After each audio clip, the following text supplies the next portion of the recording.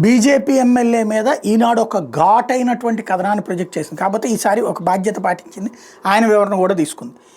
వైఎస్ఆర్ జిల్లాలోని Jammalamadugu BJP MLA Adinarayana Reddy cement పరిశ్రమలపై జులుం ప్రదర్శిస్తున్నారు.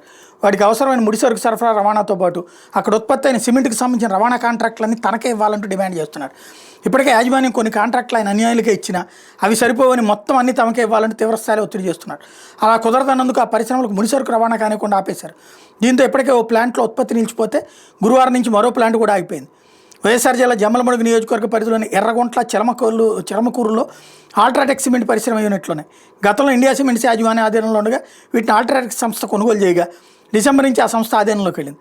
తాజాగా గత శనివారం నుంచి యూనిట్లకు అవసరమైన ఫ్లై యాష్ సున్నప్రాయ సరఫరా జరగకుండా ఎమ్మెల్యే ఆదినారాయణ రెడ్డి అనుచరులు అడ్డుకున్నారు. ఎర్రగొంటలో ఉన్న రాయలసీమ థర్మల్ విద్యుత్ కేంద్రం నుంచి ఫ్లై యాష్ రవాణా చేసే లారీలను ఆపేశారు. ఫ్లై యాష్ రవాణా చేయొద్దంటే అక్కడ సీఐ లారీల యజమానులకి హుకుం జారీ చేయడంతో లారీలు నిలిచిపోయినాయి. సిమెంట్ పరిశ్రమలకు సమీపంలో ఉన్న గనుల నుంచి సున్నప్రాయం రవాణా చేస్తుంటారు. ఈ లారీలను సైతం ఆపేశారు. ఎమ్మెల్యే తన మనుషులు రంగంలోకి దింపడంతో పరిశ్రమలో సున్నప్రాయ తీసుకెళ్లే మార్గంలో ఓ మినీ బస్సును అడ్డంగా పెట్టి లారీలు నిలిపేశారు. వాళ్ళంతా అక్కడే చెట్ల కింద ఉండి పహారా కాస్తున్నారు.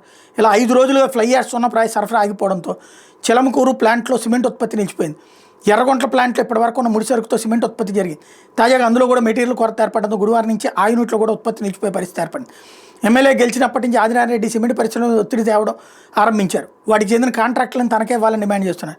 దీంతో యూనిట్లో సిమెంట్ ప్యాకింగ్, ఓ బ్లాక్ నుంచి సున్నప్రాయ రవాణా తదితర కాంట్రాక్టులు ఆయన అనుయాయులకి అప్పగించారు. అయితే ఇవి చాలవని మరో బ్లాక్ నుంచి సున్నప్రాయ సరఫరా, ఆర్టీపీపీ నుంచి ఫ్లై యాష్ సరఫరా తనకే కావాలని ఒత్తిడి చేస్తున్నారు. అవే కాకుండా కృష్ణపట్నం పోర్టుకు వచ్చే బొగ్గును ఈ సిమెంట్ పరిశ్రమలకు తీసుకురావడం, నెల్లూరు జిల్లాలో ఉన్న థర్మల్ ప్లాంట్ నుంచి ఫ్లై యాష్ రవాణా, రాజమహేంద్రవరం నుంచి ఉప్సం తీసుకురావడం తదితర కాంట్రాక్టులను తమ వాళ్ళకే కట్టబెట్టాలని ఆయన ఒత్తిడి చేస్తున్నారు. ఈ 2 యూనిట్లు ఉత్పత్తి చేసిన సిమెంట్ ఇతర ప్రాంతాలకు తామే రవాణా చేస్తామంటూ పట్టుబడుతున్నారు. అయితే అన్ని కాంట్రాక్టులు ఇవ్వడం కుదరదని, గతంలో ఒప్పందాలు చేసుకున్న వాళ్ళు ఉంటారని, వాళ్ళందరినీ తప్పించలేమని యాజమాన్యం చెప్తున్నారు. ఎమ్మెల్యే ఏమాత్రం ఖాతరు చేయడం లేదు. ఈ పరిశ్రమలకు ముడిసరుకు రవాణా కాకుండా ఆపేస్తే వాళ్లే దారికి వస్తారనే ఉద్దేశంతో 5 రోజులుగా ఎమ్మెల్యే తన మనుషులను రంగంలోకి దింపి లారీలను ఆపేశారు. అల్ట్రాటెక్ పరిశ్రమ కార్యకలాపాలకు అడ్డుదవుతున్న ఎమ్మెల్యే ఆదినారాయణ రెడ్డితో పాటు ఆయన అనుచరులపై కలెక్టర్ చెరుకూరు శ్రీధర్ కంపెనీ ప్రతినిధులు బుధవారం ఫిర్యాదు చేశారు. శనివారం నుంచి పరిశ్రమ ప్రాంగణంలో మినీ బస్సును అడ్డుపెట్టి మెటీరియల్ సరఫరా కావడం కలిగిస్తున్నారని వివరించారు. పరిశ్రమలో ఉత్పత్తి నిలిచిపోగా ఎర్రగొంట్ల వద్ద ఉన్న మరో యూనిట్లోనూ ఉత్పత్తి స్తంభించే అవకాశం ఉందని పేర్కొన్నారు. కలెక్టర్ వెంటనే జోక్యం చేసుకుని ఎస్పీ అశోక్ కుమార్తో ఫోన్లో మాట్లాడారు. పోలీసు బలగాలను పరిశ్రమల వద్దకు పంపి అరాచకాలకు పాల్పడే వాళ్ళని వెంటనే కట్టంగా అణిచేయాలని ఆదేశించారు. కంపెనీ ప్రతినిధుల నుంచి ఫిర్యాదులు స్వీకరించిన ఎస్పీ బాధ్యుల మీద కేసు నమోదు చేయించి మెటీరియల్ సరఫరా పునరుద్ధరణకు చర్యలు చేపట్టారు. ఆదినారాయణ రెడ్డి ప్రధాన అనుచరుడు జగదీశ్వర్ రెడ్డితో పాటు పలువురి మీద కేసులు నమోదయ్యాయి. తాజా పరిస్థితిని ప్రభుత్వానికి కలెక్టర్ నివేదించారు. అయితే Adinarayana Reddy UltraTech cement company Vaikapa వారి అడ్డాగా నిలిచి దోపిడీకి పాల్పడుతోంది. సిమెంట్ విక్రయాల్లో ప్రాంతానికి రేటు నిర్ణయించి దోచుకుంటోంది. రాయచోట్ల తక్కువ రేటుకు విక్రయిస్తూ కడప, పొద్దుటూరులో ఎక్కువ ధరకు అమ్ముతోంది. పరిశ్రమ ఉద్యోగులకు ప్రయోజనాలు కల్పించడం లేదు.